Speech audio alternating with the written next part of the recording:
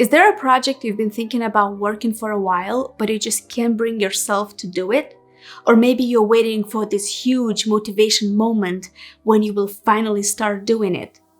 Well, this video will help you start on a project you've been putting off, and you will get rid of limiting beliefs. Let's look resistance in the eye and control it to get what we want. Curious? Stay with me.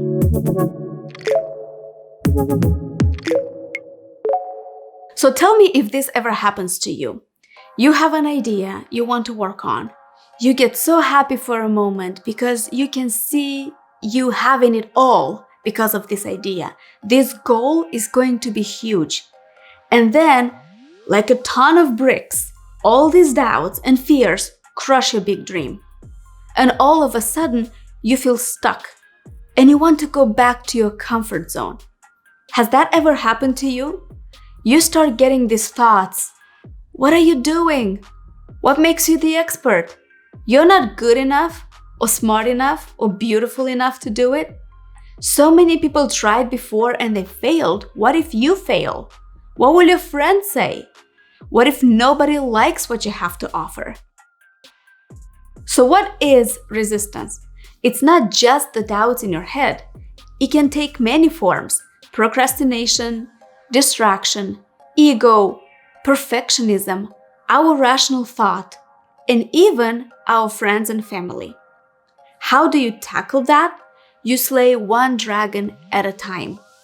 If you want to tackle procrastination, watch this video here about the technique that I use. You can also tackle rational thought, and family and friends, they are also part of resistance. So we'll talk shortly about how to tackle this. So make sure you stay until the end of this video. Your mind will fabricate any distraction to keep you from achieving your goal. And it will also justify it. It will make sense to you why you shouldn't go after your dream. The comfort zone is easy and predictable and safe and comfortable, right? And that's what the brain wants, because our brains are wired to survive, not to thrive. And so it will resist the new things. And the bigger the goal, the bigger the resistance. In his book, Do the Work, Steven Pressfield puts it nicely. Resistance is invisible. It cannot be seen or heard, but it can be felt. It will try to deceive you in any form it can, and it will bring arguments or even bully you into not doing the work. I use this book as a motivation to get the work done, not to think too much about it, and not give resistance a chance to overpower me. It's such an easy read. It can actually be read in just 1 hour, but the words from this book typically resonate with me for a long time. If you're interested, there's a link in the description below. This book says to look at your enemies and your allies, and resistance is one of the biggest enemies we have to face. Resistance will never go away, but we can outsmart it. It will tell you lies that you are not meant for that, or that you can't do it, you don't have what it takes, but get something done. Even if it's not perfect, prove resistance wrong, get something done. If you want to be a writer, but you don't think you are good at it, write a short story every week for a year and be persistent. You can't have 52 bad short stories, because eventually and gradually they will get better and better.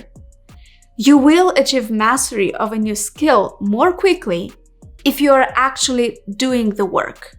And this also builds your confidence, so you can see yourself as a writer and you will become a writer. The second biggest enemy is rational thought. It is the entrepreneur's worst enemy because it comes from ego. A child has no trouble believing the impossible, just like the genius and the madman. But you and I, we overthink it. We hesitate and we doubt ourselves. Be stubborn, because the more you overthink it, the more fearful you become. And fear saps passion and action. A good friend of mine always says, commit first, figure it out later. And I like this quote, commit first and figure it out later. Of course, it's not applicable everywhere, and I feel like I have to say it because it's the internet. So I'm not saying that if you want to be a surgeon, go ahead and perform surgeries before you become a doctor. I am not saying that go ahead and drive the car before you have the license. What I am, however, saying is that if you ever thought about writing a blog, being more sociable, working on your network, playing the guitar, having a side hustle, whatever it is, just start. This is the simplest and the most difficult step of all. Just commit. Momentum is everything. When I started this channel, the first videos that I made, I never uploaded them because I was not happy with anything. I did not like the way I was presenting my videos. I didn't like the lighting, the quality of the sound. They were so bad and I cringed so badly, I will never ever upload them. And I wanted to give up. I was tempted to give up because there are so many people out there who are so much better than me. And that's still true. So what? I wanted to do this, and so I committed. I invested in a real camera, committed 100%, invested my money. There was no going back, no matter what. So I uploaded the first video with a camera that I liked, with the preparation that I put into it, and I received good feedback. And over time, the videos have gotten better and better. The first ones didn't look like this at all. But over time, the videos got better, my level of comfort in front of a camera soared, and I am okay with being less than perfect. I'm not as picky as I was before, and I think a lot of that is due to this book. I just started and I'm accepting the quality as it is, and I'm actually really happy with the way these videos turn out, and I like the fact that they progressively get better. So that's what really matters. Other people who are doing this sort of videos better than me? You bet. But I can't get there by being fearful and if I don't actually put in the work. So just do it.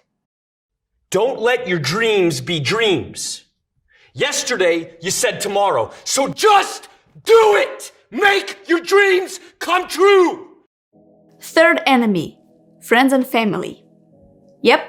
The very people who should be your support no matter what can actually hold you back.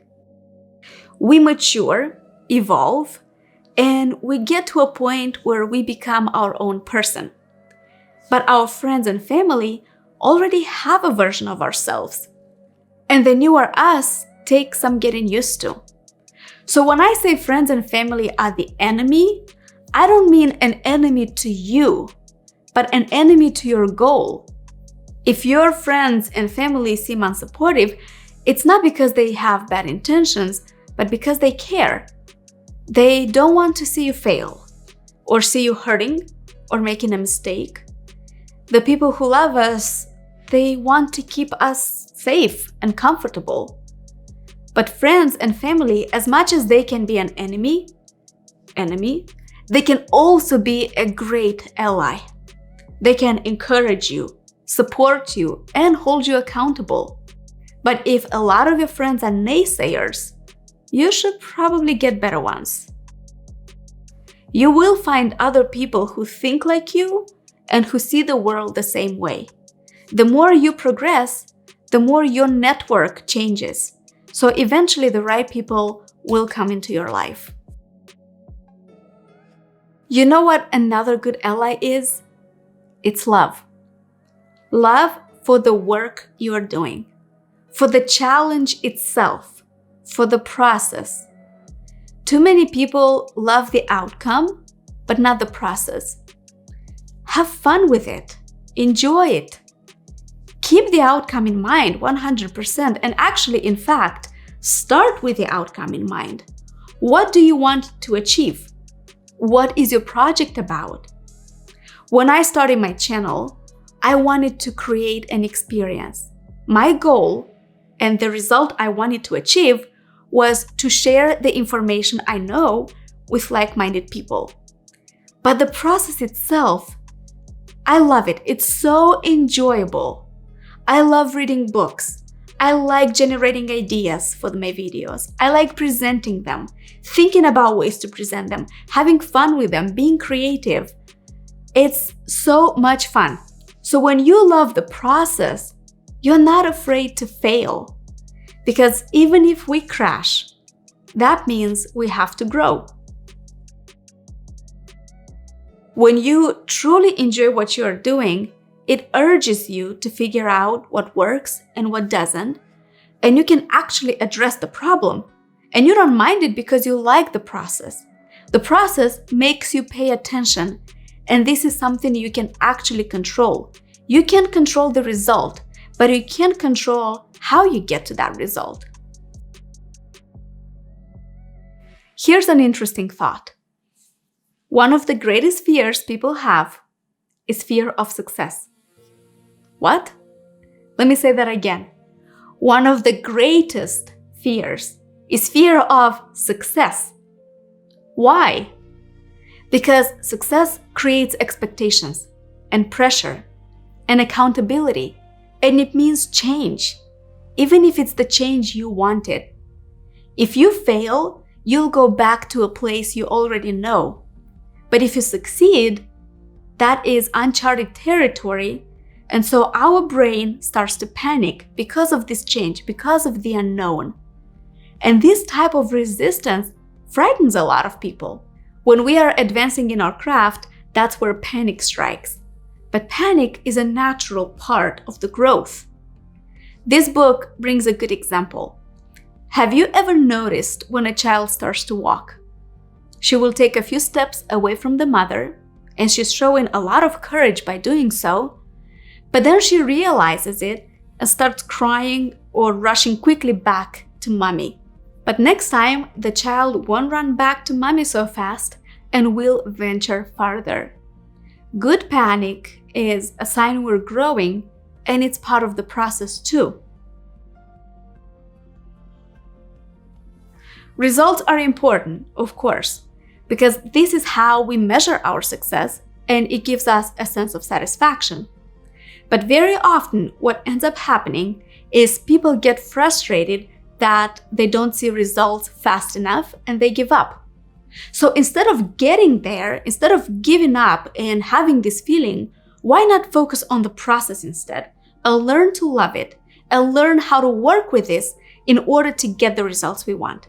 What do you guys think? Do you think it's a good idea? Let me know in the comments below.